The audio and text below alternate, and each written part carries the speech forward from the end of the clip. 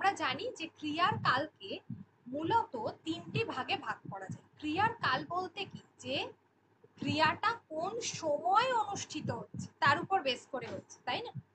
যে ক্রিয়াটা কোন সময় অনুষ্ঠিত হচ্ছে, সেটা বর্তমান কালে হতে পারে, সেটা অতীতকালে হতে পারে,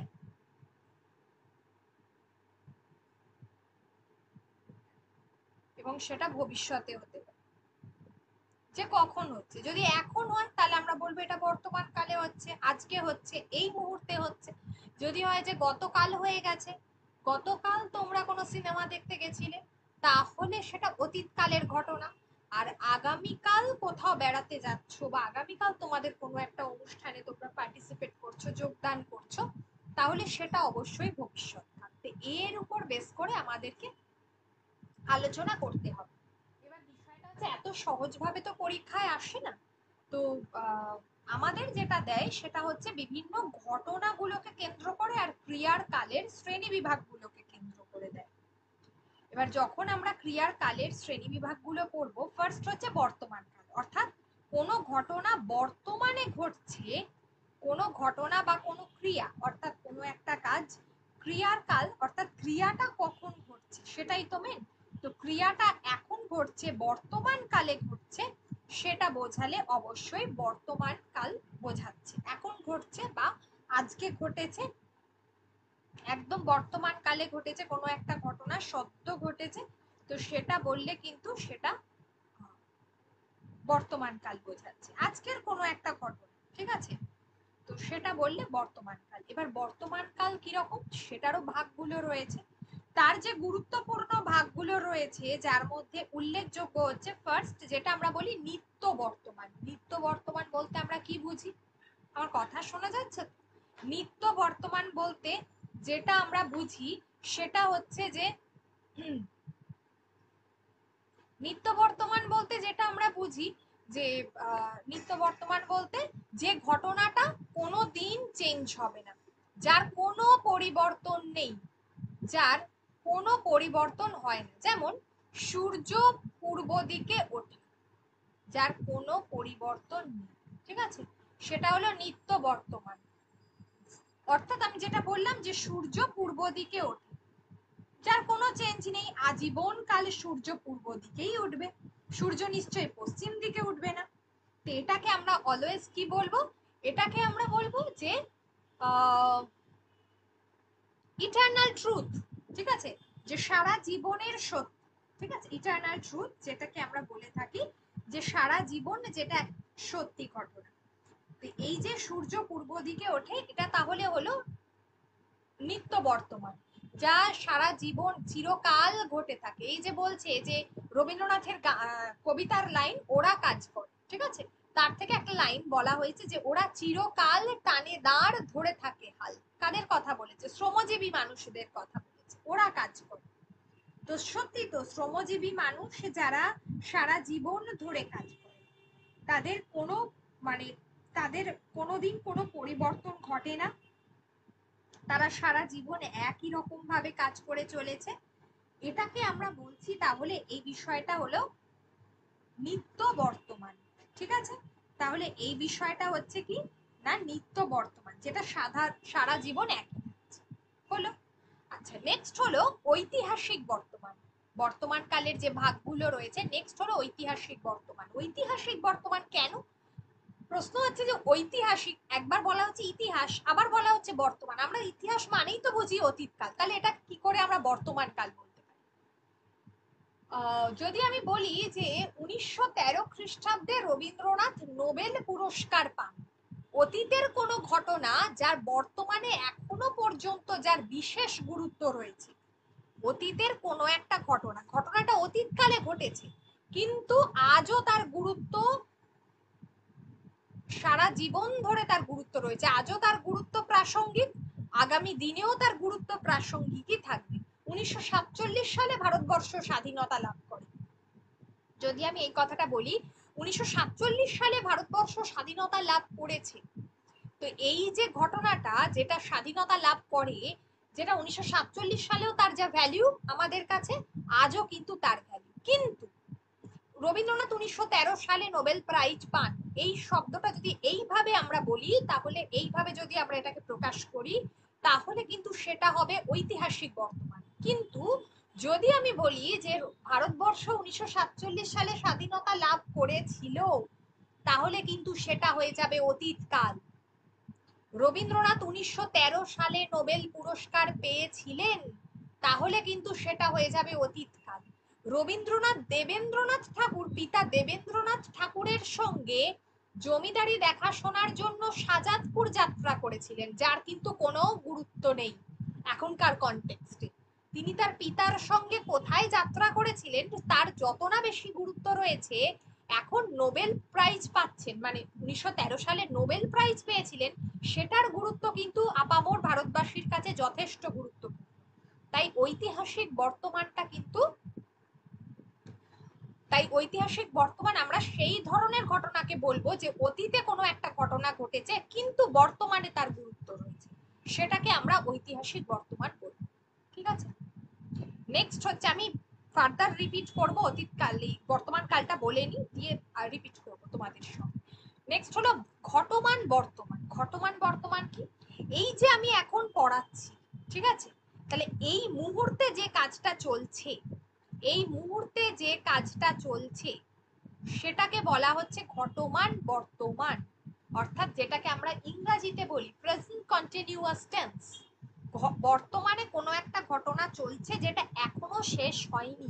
আমি আপনাদের পড়াইতেছি, এই যে তেছি, পড়াচ্ছি, ঠিক আছে, এই যে দুলিতেছে, তেছি, তেছো, এগুলো থাকে। দুলিতেছে তরি, ফুলিতেছে জল, ভুলিতেছে মাঝি পথ। এইটা হাসছি মোরা, হাসছি দেখো, এইটা। তো এই মুহূর্তে কোনো একটা কাজ চলছে যেটা এখনো পর্যন্ত শেষ হয়নি, সেটা হচ্ছে ঘটমান বর্তমান। আর একটা হলো পুরা ঘটিত বর্তমান। পুরা ঘটিত বর্তমান বলতে কি বোঝায়? যে কাজটি কিছুক্ষণ আগে শেষ হয়েছে কিন্তু তার ফল এখনো বর্তমান। সকাল থেকে অঝোরে বৃষ্টি পড়ছে, এই যে সকাল থেকে অঝোরে বৃষ্টি পড়ছে বা পড়িয়াছে, এইটার ঘটনাটা হয়ে গেছে, শেষ, কিন্তু এখনো পর্যন্ত তার ফল বাকি আছে। কেননা সারাদিন বৃষ্টি হওয়ার ফলে রাস্তায় প্রবল জল জমেছে, তার একটা ফল কিন্তু বর্তমান। ঠিক আছে, এই ঘটনাটাকে আমরা বলছি পুরা ঘটিত বর্তমান, অর্থাৎ কাজটি শেষ হয়েছে সবে মাত্র কিন্তু তার ফল বর্তমান আছে, তো সেটাকে আমরা বলছি পুরা ঘটিত বর্তমান।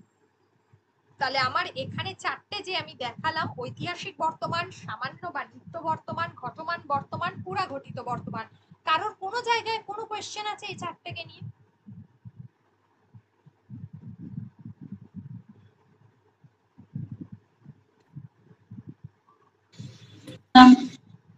নেই তো?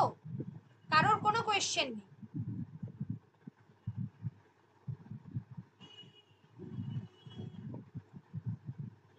ঠিক আছে, এবার হলো যে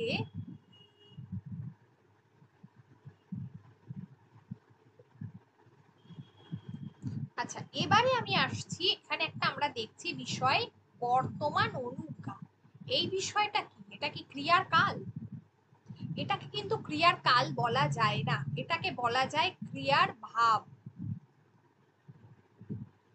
এই ক্রিয়ার ভাবটা শুধুমাত্র দুটো কালে দেখা যায়, একটা বর্তমান কালে দেখা যায়, একটা ভবিষ্যৎ কালে দেখা যায়। একটা বর্তমান কালে দেখা যায় আর একটা ভবিষ্যৎ কালে দেখা যায়, কোনো মতেই কিন্তু অতীত কালে ক্রিয়ার ভাব দেখা যায় না।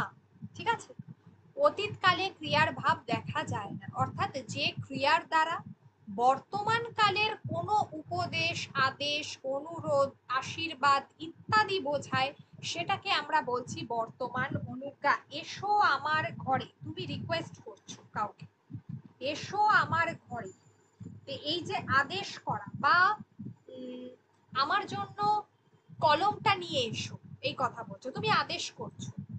দাঁড়াও পথিক বর, ঠিক আছে, দাঁড়াও পথিক বর, এটা হলো বর্তমান অনুজ্ঞা। তাহলে কাউকে কি করা হচ্ছে? কাউকে আদেশ দেওয়া হচ্ছে, কাউকে অনুরোধ করা হচ্ছে, কাউকে প্রার্থনা জানানো হচ্ছে, উপদেশ দেওয়া হচ্ছে, এগুলো হলো বর্তমান অনুজ্ঞা। তাহলে বর্তমান কালের কোনো আদেশ, উপদেশ, অনুরোধ এগুলো যখন জানানো হয় এগুলোকে আমরা বলছি ক্রিয়ার ভাব। এই ক্রিয়ার দুটো ভাব হয়, একটা নির্দেশক ভাব হয়, একটা অনুজ্ঞা সূচক ভাব হয়। তা আমাদের এখানে অনুজ্ঞাটা পড়তে হবে, নির্দেশকটা একদম শেষে বলে দেব। তো এখানে যেটা বললাম যে নির্দেশক একটা ভাব, একটা হলো যেটা হচ্ছে অনুজ্ঞা ভাব। তো অনুজ্ঞা তো আমি বললাম, যেমন আমি যদি বলি মহারানার জয় হোক, ঠিক আছে, বা আমি যদি বলি যে মহারানার জয় হোক, এটা আমি বলতে পারি। তারপর আমি বলতে পারি যে, তাহলে এগুলো হচ্ছে কি অনুজ্ঞা সূচক ভাব, ঠিক আছে। তোমার মঙ্গল হোক, তুমি কাউকে প্রার্থনা মানে জানাচ্ছ আর কি, ঠিক আছে, বা তুমি কাউকে আশীর্বাদ দিচ্ছ, আচ্ছা, তারপর প্রার্থনা করছো মহারানার জয় হোক। তারপর যদি বলো মন দিয়ে পড়ো, তাহলে মন দিয়ে পড়ো, তাহলে এটা তুমি আদেশ করছো মন দিয়ে পড়ো, তাহলে এটা হচ্ছে বর্তমান। তাহলে এই প্রথম যে এই শাড়ির ফার্স্ট যে লিস্ট আমি বললাম, এখানে কারোর যদি কোনো অসুবিধা থাকে বলো, নইলে কিন্তু অতীতকালে যাব।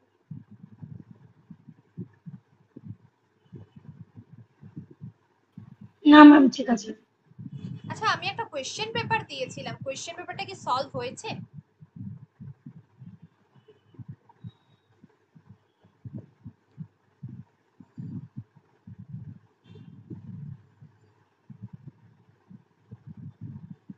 কোয়েশ্চেন পেপারটা কি সলভ হয়েছে?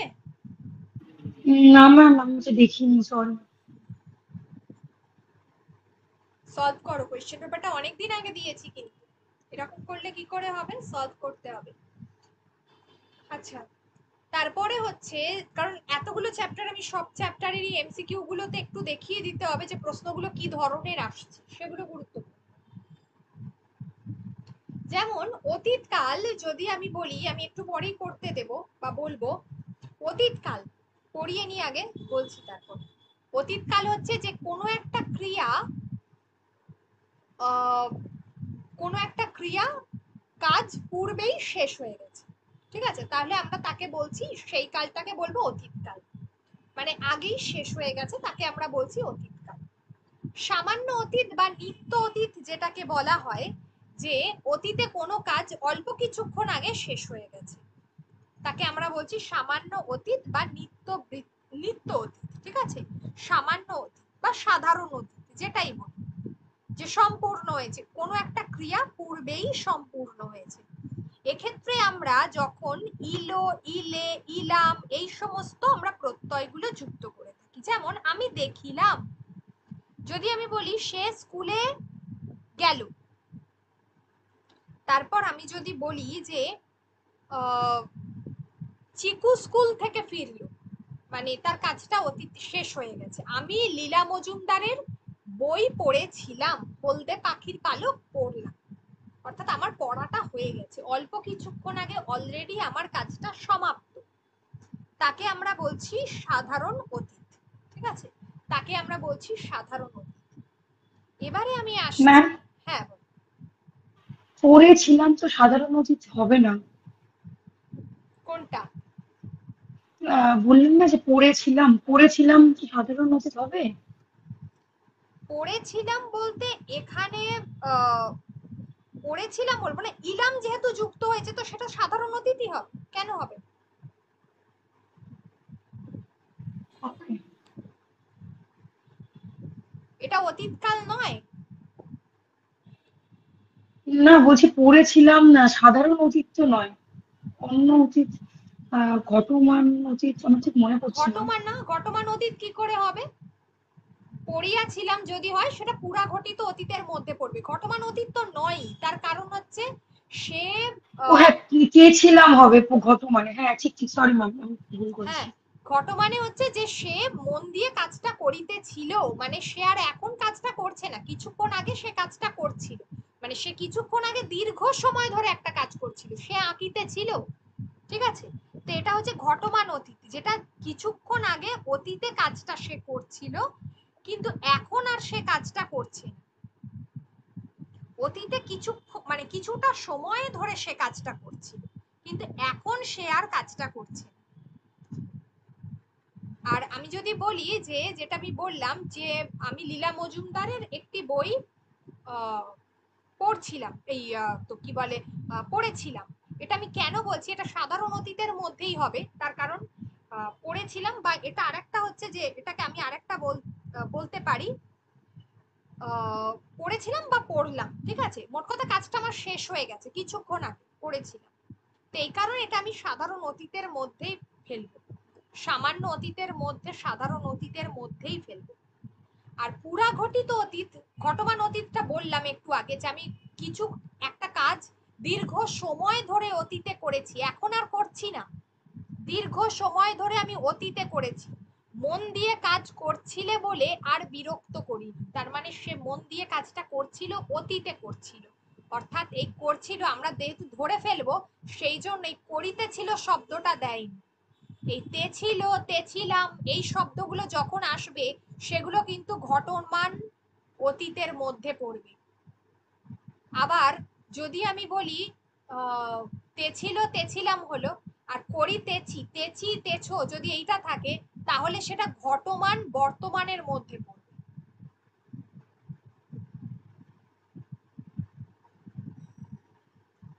বোঝাতে পারলাম? এইটুকু কি ক্লিয়ার হলো সকলের কাছে?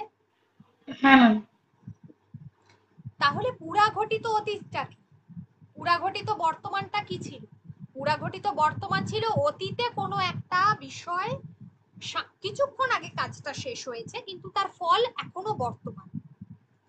আর যদি হয় যে অতীতে কোনো একটা ঘটনা শেষ হয়ে গেছে, তার আর কোনো ফল বর্তমান নেই, কাজটা পূর্বে শেষ হয়ে গেছে, তার আর কোনো ফল বর্তমান নেই। এই যে রবীন্দ্রনাথ অল্প বয়সে পিতা দেবেন্দ্রনাথের সাথে হিমালয়ে গিয়েছিলেন, এই যে গিয়েছিলেন, আছি, আছো, এইগুলো যদি বোঝায়, গিয়েছিলেন, যে এই ঘটনাটার কিন্তু আজকে আর কোনো ফল বর্তমান নেই, তাকে বলা হচ্ছে পুরা ঘটিত অতীত। যেমন আমি বলবো যে শরৎচন্দ্র পথের দাবি লিখিয়াছিলেন, শরৎচন্দ্র পথের দাবি লিখিয়াছিলেন বা লিখেছেন, যার আজকে আর কোনো গুরুত্ব নেই, অতীতে তিনি লিখেছেন, সেই কাজ তার সম্পূর্ণ হয়ে গেছে, বর্তমানের সঙ্গে, বর্তমানে তার আর কোনো ফল বর্তমান নেই সেই ঘটনা, তাকে আমরা বলবো পুরা ঘটিত অতীত। আমি চাঁদ দেখিয়াছি,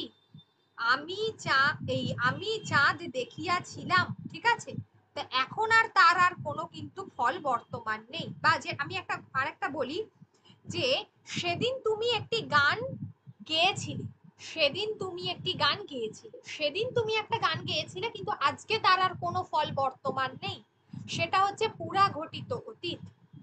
সেদিন কোনো একটা গান তুমি গেয়েছিলে, কিন্তু আজকে তার আর কোনো ফল বর্তমান নেই, অতীতেই কাজটা সমাপ্ত হয়েছে, সেটা হচ্ছে পুরা ঘটিত অতীত।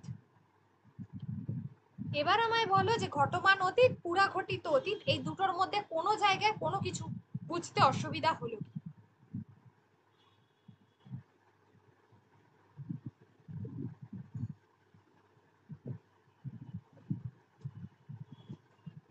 আছে? না ম্যাম। আচ্ছা, তাহলে পুরা ঘটিত অতীত আর পুরা ঘটিত বর্তমানের মধ্যে কোনো জায়গায় কোনো কনফিউশন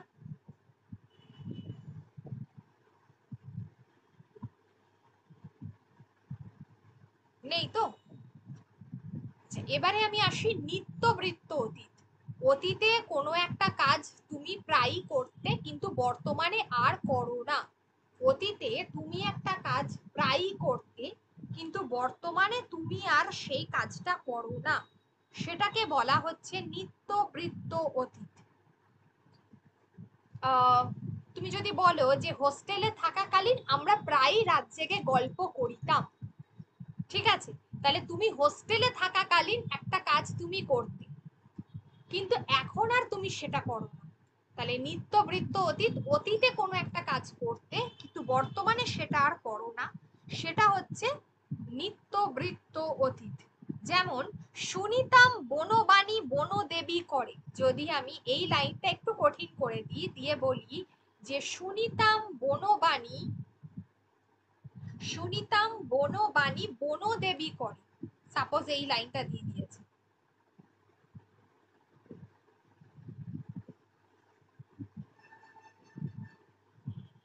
বনবাণী বনদেবী করে দিয়ে বলছে বলো তো এটা কি হবে, দিয়ে চারটে অপশন দিল, ঘটমান অতীত, পুরাঘটিত বর্তমান, আর পুরাঘটিত অতীত, আর নিত্যবৃত্ত অতীত। তাহলে কি হবে উত্তর? নিত্যবৃত্ত অতীত। হ্যাঁ, এটাই গুলোবে যখন অনেকগুলো একসঙ্গে থাকবে, যেটা আমি একটু পরে করাচ্ছি। তাহলে এই নিত্যবৃত্ত অতীতের মধ্যে আশা করি আর কোনো সমস্যা নেই। আই মিন অতীত কালের মধ্যে যদি কোনো সমস্যা থাকে বা বর্তমান কালের মধ্যে যদি কারোর কোনো সমস্যা থাকে বল।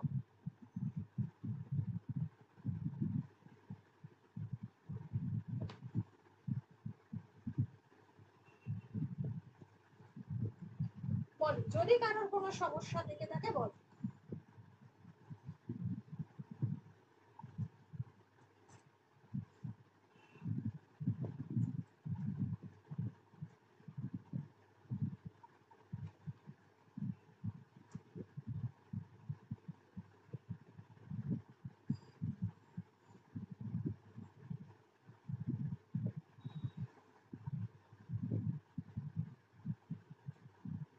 নেই, ভবিষ্যৎকালে আসি তাহলে এবারে। ভবিষ্যৎকাল হচ্ছে ভবিষ্যতে কোনো একটা ঘটনা ঘটবে, ভবিষ্যতে ক্রিয়ার কাজ কি হবে, যে কাজ ভবিষ্যতে করা হবে তাকে বলা হচ্ছে ভবিষ্যৎকাল। এটা তো খুব সহজ। কিন্তু এবার সামান্য বা নিত্য ভবিষ্যৎ আমরা কাকে বলবো? সাধারণ ভবিষ্যৎ বা সামান্য ভবিষ্যৎ বা নিত্য ভবিষ্যৎ, অর্থাৎ যে ক্রিয়াটা এখনো সম্পন্ন হয়নি, ভবিষ্যতে ক্রিয়াটা সম্পন্ন হবে, তাকে আমরা বলছি সামান্য ভবিষ্যৎ বা নিত্য ভবিষ্যৎ। যে ক্রিয়াটা এখনো পর্যন্ত সম্পন্ন হয়নি, ভবিষ্যতে কোনো একটা ক্রিয়া সম্পন্ন হবে, তাকে আমরা বলবো যে সামান্য ভবিষ্যৎ। ঠিক আছে, তাকে আমরা বলবো সামান্য ভবিষ্যৎ। যেমন আমি যদি বলি যে কোনো কিছুর সাথে যদি আমরা ইবো এইগুলো যদি আমরা যুক্ত করি মূল ধাতুর সঙ্গে, তাহলে আমরা বলতে পারি সেটা হচ্ছে সাধারণ ভবিষ্যৎ। আমি যদি বলি আমি ঢালিব করুণ ধারা, আমি ভাঙিব পাষাণ কারা, আমি ঢালিব করুণ ধারা, আমি ভাঙিব পাষাণ কারা, তাহলে এখনো পর্যন্ত আমি করিনি, এখনো পর্যন্ত আমি ভাঙিনি, ভবিষ্যতে আমি সেটা ভাঙবো, তাহলে যদি বিষয়টা এরকম হয় তাহলে আমরা তাকে কি বলবো? তাকে আমরা বলবো যে আমি ঢালিব করুণ ধারা, ভাঙিব পাষাণ কারা। বিভা ও আমি বাড়ি যাব, বিভা ও আমি বাড়ি যাব, মা ছেলেকে বকবে, এখনো বকেনি কিন্তু বকবে। ঠিক আছে, এইটা হচ্ছে সামান্য বা নিত্য ভবিষ্যৎ। এবারে হচ্ছে কোনো কাজ ভবিষ্যতে অনেকক্ষণ ধরে চলতে থাকবে, কোনো কাজ বর্তমানে এই যে আমি এখন পড়াচ্ছি চলতেই আছে, এখনো পর্যন্ত কাজটা শেষ হয়নি। অতীতে কোনো একটা কাজ অনেকক্ষণ ধরে চলেছিল, সেটাকে আমরা বলছি ঘটমান অতীত। এবার ভবিষ্যতেরটা বলবো যে কোনো একটা কাজ ভবিষ্যতে অনেকক্ষণ ধরে চলতে থাকবে, এখনো হয়নি শুরু, ভবিষ্যতে চলতে থাকবে, সেটাকে আমরা বলছি ঘটমান ভবিষ্যৎ। কিভাবে হবে না, এই ছোট্ট ছোট্ট পায়ে চলতে চলতে ঠিক পৌঁছে যাব, বিখ্যাত একটা সিনেমার প্রবাবলি আরতি মুখোপাধ্যায়ের গাওয়া গান। ঠিক আছে, এই ছোট্ট ছোট্ট পায়ে চলতে চলতে ঠিক পৌঁছে যাব, তাহলে এখনো পর্যন্ত পৌঁছায়নি বা শুরুও করেনি, ভবিষ্যতে সে পৌঁছে যাবে এবং সে অনেকটা পথ যাবে। পাখিরা গাইতে থাকবে, পাখিরা এখনো গাওয়া শুরু করেনি, মানে ভবিষ্যতে তারা গাইতে থাকবে, এটাকে আমরা বলছি। যেমন আরেকটা আমি বলছি ঘটমান ভবিষ্যতে, যে সে আসিতে থাকবে, আমি পড়িতে থাকবো, মানে ভবিষ্যতে কোনো একটা কাজ চলবে অনেকক্ষণ ধরে, তুমি যতই বোঝাও একই কথা বলে যাবে। আমরা বলি না যে ও একই কথা বারবার বলছে, এই যে একই কথা বলে যাবে, সেটাকে আমরা বলছি একই কথা ভবিষ্যতে বারবার বলে যাবে, তো সেটাকে আমরা বলবো যে এগুলো হলো ঘটমান ভবিষ্যৎকাল। এবারে আসছি পুরা ঘটিত ভবিষ্যৎকাল। পুরা ঘটিত ভবিষ্যৎকালটা কি না, পুরাঘটিত ভবিষ্যৎ কাল হচ্ছে যে পুরাঘটিত ভবিষ্যৎ কালটা হচ্ছে যে যে ক্রিয়ার কাল অতীতে সম্পন্ন হয়েছে। ঠিক আছে, পুরাঘটিত ভবিষ্যৎ কালটা হচ্ছে কোনো একটা কাজ যেটা অতীতে হয়েছে, হয়তো এখানে একটা সম্ভাবনা অর্থ রয়েছে, যে ক্রিয়ার কালটা অতীতে হয়তো হয়তো সম্পন্ন হয়েছে, একটা সন্দেহ প্রকাশ করেছে।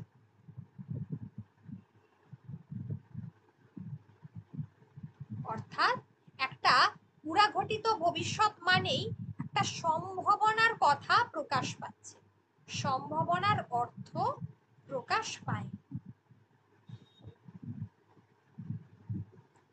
তাকে আমরা বলছি পুরাঘটিত ভবিষ্যৎ। ঠিক আছে,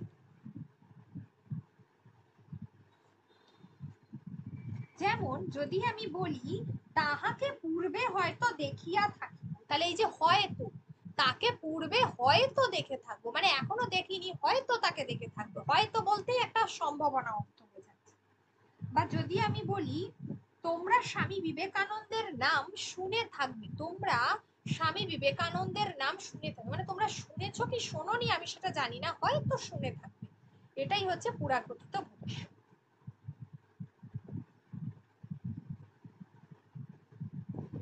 এবারে আমি আসছি ভবিষ্যৎ অনুজ্ঞা। ভবিষ্যৎ অনুজ্ঞা আমি যেমন বলেছিলাম যে অনুজ্ঞা ব্যাপারটা বর্তমানে হয় আর ভবিষ্যতে হয়। ভবিষ্যৎ কালের জন্য যখন কোনো আদেশ, উপদেশ, অনুরোধ এইগুলো বোঝাবে তখন তাকে আমরা বলবো ভবিষ্যতের অনুজ্ঞা। অনুগ্রহ করে আমাদের এখানে একবার আসবেন, মানে এখনো আসেনি, আসবেন। তুমি কাল স্টেশনে দাঁড়িয়ে থাকবে, তুমি এখনো পর্যন্ত দাঁড়াওনি, আগামীকাল দাঁড়াবে। ঠিক আছে, সাবধানে যাবে, এখনো যাওনি, যাবে। এই যে ভবিষ্যতের যে আদেশ, উপদেশ, অনুরোধ বাক্যগুলো বোঝায় তাকে বলা হয় ভবিষ্যৎ। তাহলে এই অবধি হচ্ছে ক্রিয়ার কাল। কারোর যদি কোনো কনফিউশন থাকে সে আমাকে বলবে। বিষয়টা এত সহজ নয় যতটা কম সময়ে পড়িয়ে দিয়েছি, প্র্যাকটিস করতে হবে।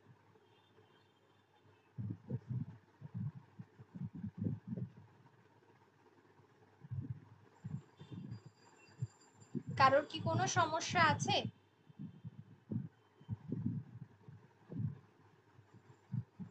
না ম্যাম। আচ্ছা, তাহলে ক্রিয়ার ভাব আমি বলেছি দুটো ভাব হয়, একমাত্র অ্যাকচুয়ালি দুটো হয় না, তিনটে হয়। সেই তিনটে ভাবটা মানে থার্ড যে ভাবটা আছে সেটা লাগে না, তবু আমি বলে দিই।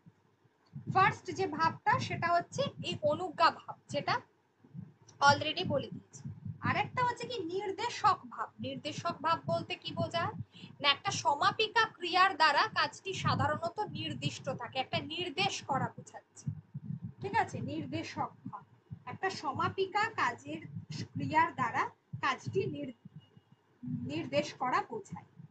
যেমন যদি আমি বলি যে, যদি আমি বলি দাঁড়িয়ে আছো তুমি আমার গানের ওপারে, তাহলে এখানে কাজটাকে, যেমন সে খায় একটা সহজ বলছি, তাহলে এখানে খাওয়াটাকে কাজটিকে নির্দেশ বা নির্ধারণ করা হয়েছে। তেমনি দাঁড়িয়ে আছো তুমি আমার গানের ওপারে, তো দাঁড়িয়ে থাকাটাকে, ক্রিয়াটাকে এখানে নির্দেশ বা নির্ধারণ করা হয়েছে। এগুলো হলো নির্দেশক ভাব। ঠিক আছে, যেমন আরেকটা বলছি রানার ছুটেছে তাই ঝুম ঝুম ঘন্টা বাজছে রাতে, তো ঘন্টা বাজাটাকে এখানে নির্দেশ বা নির্ধারণ করা হয়েছে, সেটা হচ্ছে তাহলে নির্দেশক। সমাপিকা ক্রিয়ার দ্বারা যখন কোনো ক্রিয়াকে নির্ধারণ করা হয়, নির্দেশ করা হয়, তাকে আমরা বলছি ক্রিয়ার ভাব, সেটাকে আমরা বলছি নির্দেশক ভাব। ঠিক আছে,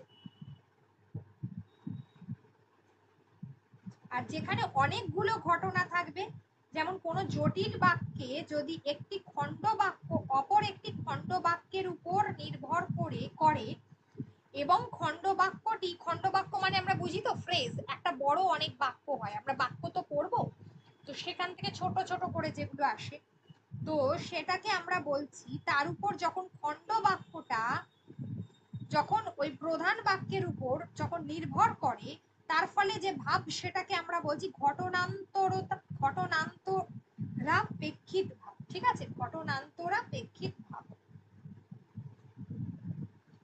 যেমন আমি যদি বলি যদি মাঘের শেষে বৃষ্টি হতো তাহলে ভালো ফসল ফলতো, তাহলে এখানে ফসলটা কার উপর ডিপেন্ড করে হচ্ছে যে মাঘের শেষে যদি বৃষ্টি হয় তাহলে তার উপর বেস করে ফসলটা ফলবে। যদি মাঘের শেষে বৃষ্টি হতো কমা তাহলে ফসলটা ভালো ফলতো।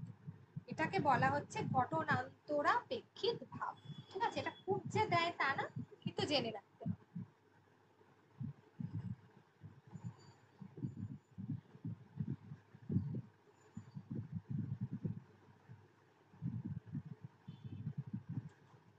খণ্ডবাক্য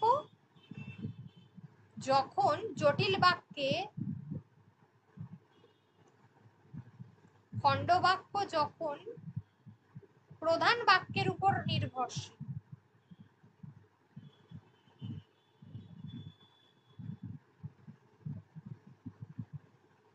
তখন তাকে এই ভাবটা, তখন এই ভাবটা ব্যবহার করা হয়।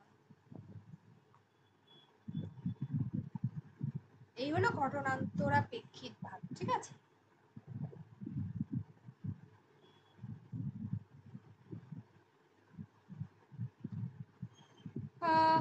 এরপরে যেটা বলবো সেটা হচ্ছে যে এরপরে আমি উদাহরণ দেব 5টা, তোমরা আমাকে বলবে যে কোনটা কি।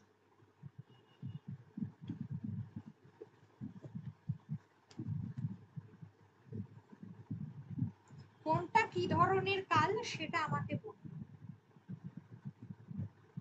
আমি রোজ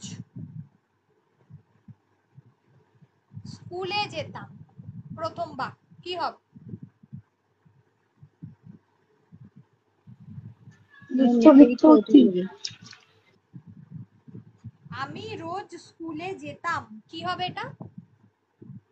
নিত্যবৃত্ত অতি। ঠিক আছে, পরেরটা বলছি 27 হতো যদি 127।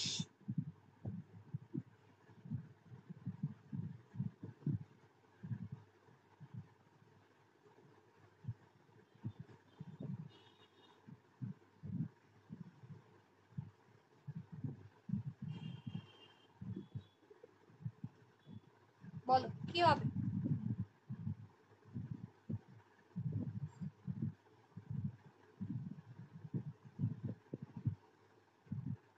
সাধারণ অতি।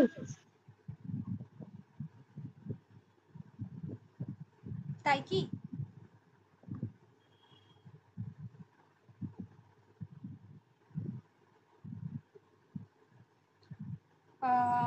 একটু একটু দিই, তাহলে যদি বলতে পারো। ফার্স্ট অপশন দিচ্ছি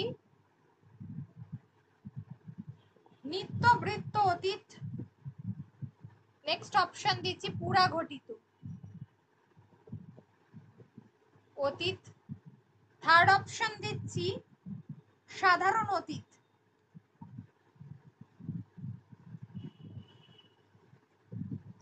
এন্ড ফোর্থ অপশন দিচ্ছি পুরা ঘটিত বর্তমান।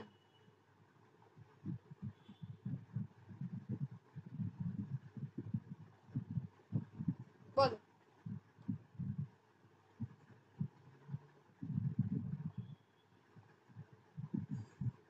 নিত্যবৃত্ত অতি।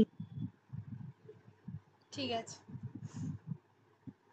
কারণ 27 হতো যদি শব্দটা রয়েছে, তাই না? নিত্যবৃত্ত অতীত। আচ্ছা, বলো তোর সর্বনাশ হোক। ঠিক আছে, শব্দটাতে তোর সর্বনাশ হোক, তোর এই শব্দটাতে এখানে কি ধরনের অনুজ্ঞা ব্যবহার করা হয়েছে? বর্তমান অনুজ্ঞা।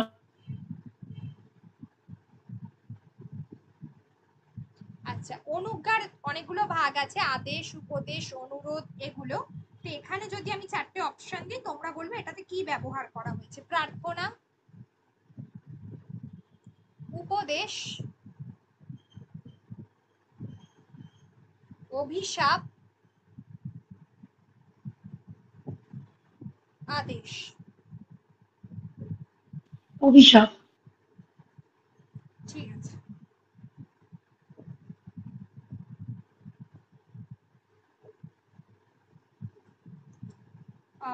নেক্সট বলো,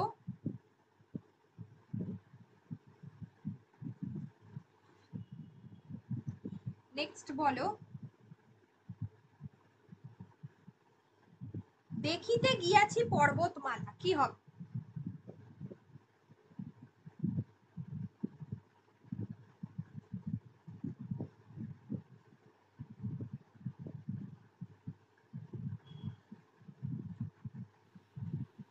ম্যাম পুরাঘটিত অতীত হবে কি? পুরাঘটিত বর্তমান। পুরাঘটিত বর্তমান, রাইট। বর্তমান, হ্যাঁ বর্তমান। বর্তমান। আহ, কারণ এটাতে হচ্ছে দেখিতে গিয়াছি পর্বতমালা, গিয়েছিলাম বলেনি তো, গিয়াছিলাম বলেনি, দেখিতে গিয়াছি। আর যদি বলি গাইতাম গীত শুনি কোকিলের ধ্বনি, তাহলে কি হবে? গাইতাম গীত শুনি কোকিলের ধ্বনি, কি হবে? গাইতাম গীত শুনি কোকিলের ধ্বনি। নিত্যবৃত্ত অতীত। কেন? গাইতাম আছে সেটা দেখি। হ্যাঁ ঠিকই বলেছ, নিত্যবৃত্ত অতীত। তার কারণ গাইতাম মানে একটা সময় গাইতাম, এখন আর করি না। গাইতাম গীত শুনি কোকিলের, ঠিক আছে, মানে তখন গীত শুনে গাইতাম কিন্তু এখন আর করি না, সেটা।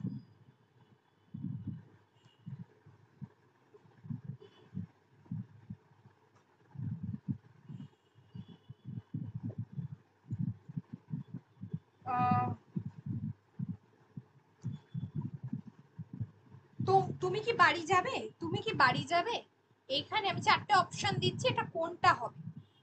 একটা হচ্ছে যে পুরাঘটিত বর্তমান, ঘটমান ভবিষ্যৎ, নির্দেশক ভাব, আর অনুজ্ঞা ভাব, কি হবে?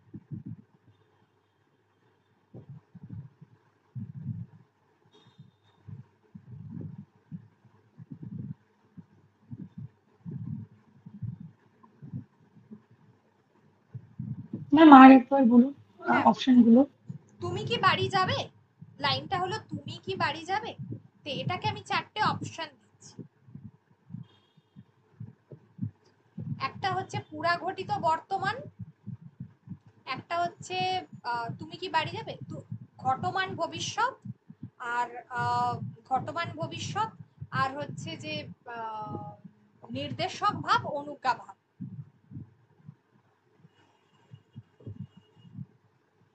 অনুজ্ঞা ভাব হবে। এটা অ্যাকচুয়ালি হবে নির্দেশক ভাব, ঠিক আছে। তোমার নাম কি, তারপরে হচ্ছে এটা ক্রিয়ার অনুজ্ঞা ভাব নয়, এটা হচ্ছে নির্দেশক ভাব। কারণ কোনো একটা নির্ধারণ করছে, তুমি কি বাড়ি যাবে মানে বাড়ি যাওয়াটা নির্ধারণ করছে, সমাপিকা ক্রিয়াটা। যাওয়াটা এই যে যাবে, এটা সমাপিকা ক্রিয়ার দ্বারা নির্ধারণ করা হয়েছে, সেই কারণে, বা তোমার নাম কি, এই ব্যাপারটা নির্ধারণ করা হয়েছে, তাই জন্য একে আমরা বলছি যে নির্দেশক ভাব, ঠিক আছে। হয়েছে, অনেকগুলোই হয়েছে।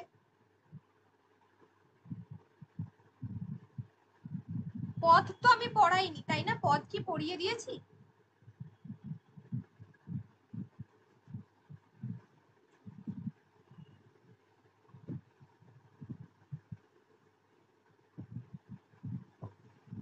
বাবরের মৃত্যুর পর হুমায়ুন দিল্লির সিংহাসনে আরোহণ করেন, কি হবে?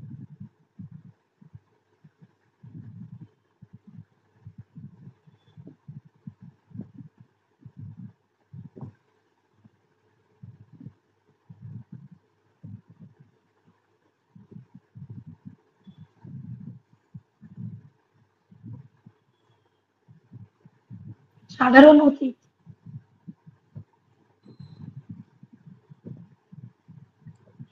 বাবরের মৃত্যুর পর হুমায়ুন দিল্লির সিংহাসনে আরোহণ করেন, এটা সাধারণ অতীত হবে কি?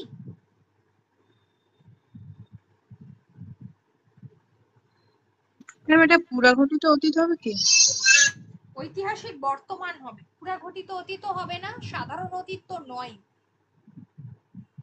কারণ বাবরের মৃত্যুর পর হুমায়ুন দিল্লির সিংহাসনে আরোহণ করেন, শব্দটা করেন, ঠিক আছে, যেটার ঐতিহাসিক একটা গুরুত্ব রয়েছে ইতিহাসে, এবং বর্তমানের কনটেক্সটেও সেটা প্রাসঙ্গিক, তাই জন্য এটা ঐতিহাসিক বর্তমান হবে নাম্বার 1। কেন পুরাঘটিত কি একটা বললে পুরাঘটিত অতীত, পুরাঘটিত অতীত হবে না, তার কারণ হচ্ছে যে অতীতে পুরাঘটিত অতীত হচ্ছে অতীতে কোনো একটা ঘটনা ঘটে গেছে কিন্তু তার বর্তমানে আর কোনো ফল বাকি নেই, কিন্তু এইটার বর্তমানে আজও প্রাসঙ্গিক। মোগল আমরা যতদিন পড়বো আজ পর্যন্ত আমাদের পড়তে হবে যে বাবরের পর হুমায়ুনই সিংহাসনে বসেছে, সেই কনটেক্সটে এটা পুরাঘটিত অতীত হবে না। আর একটা বললে কি সাধারণ অতীত, করেছিলেন কথাটা কোথাও বলেনি, তাই জন্য ওটা সাধারণ অতীত হবে। বোঝা গেল? হ্যাঁ ম্যাম।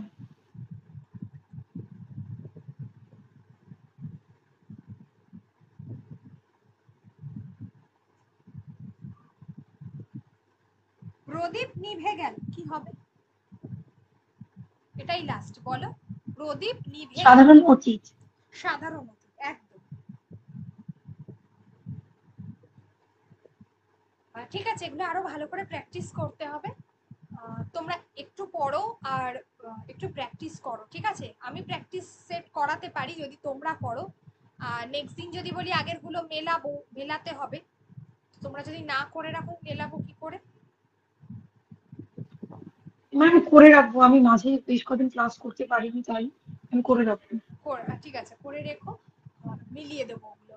আচ্ছা তাহলে নেক্সট দিনকে, আচ্ছা এইটা নিয়ে কি ক্রিয়ার কাল নিয়ে কি কারোর কোনো অসুবিধা হলো? ক্রিয়ার ভাব আর ক্রিয়ার কাল নিয়ে? ম্যাম বুঝতে পেরেছি, কিন্তু ওই প্র্যাকটিস সেট বা এটা নিয়ে আরো হ্যাঁ, না করলে হবে না। প্র্যাকটিস সেটগুলো আমি দিয়ে দিচ্ছি, ঠিক আছে? মানে প্র্যাকটিস গুলো দেবো, তোমরা একটা একটা করে করো প্র্যাকটিস, আমি দিয়ে দিচ্ছি। ম্যাম আপনি বলেছিলেন যে সিলেবাসটা দেবেন, তাহলে অবশ্যই। যেগুলো হয়ে যাবে সেগুলো হ্যাঁ টিক হ্যাঁ, দিয়ে দেবো। অবশ্যই পাঠিয়ে দেবো, একটু আমি অবশ্যই পাঠিয়ে দেবো। সানডেতে আমি অবশ্যই পাঠিয়ে দেবো, ঠিক আছে? দেখছো, হ্যাঁ ম্যাম ওকে। যত তার মানে সানডের আগে পারলে আমি সানডের আগেতেই সিলেবাসটা দিয়ে দিতে হবে। আর তাহলে বলো নেক্সট দিনকে কি করবে? আমি প্র্যাকটিস গুলো করাবো। আচ্ছা ব্যাকরণ আমাদের কোনগুলো হয়ে গেছে আমাকে একবার রিমাইন্ডার দিয়ে দিও, তাহলে প্র্যাকটিস, তাহলে এইটা একবার চ্যাপ্টারটা শোনো। নেক্সট দিনকে ক্রিয়ার কালটা ভালো করে পড়ে রাখো, আমি ক্লাসে প্র্যাকটিস করাবো নাম্বার 1। আর নাম্বার 2 হচ্ছে প্র্যাকটিস করাবো। আর নেক্সট দিন কি পড়বে বলো? পদ পড়াবো নাকি পেডাগজি পড়াবো, কোনটা?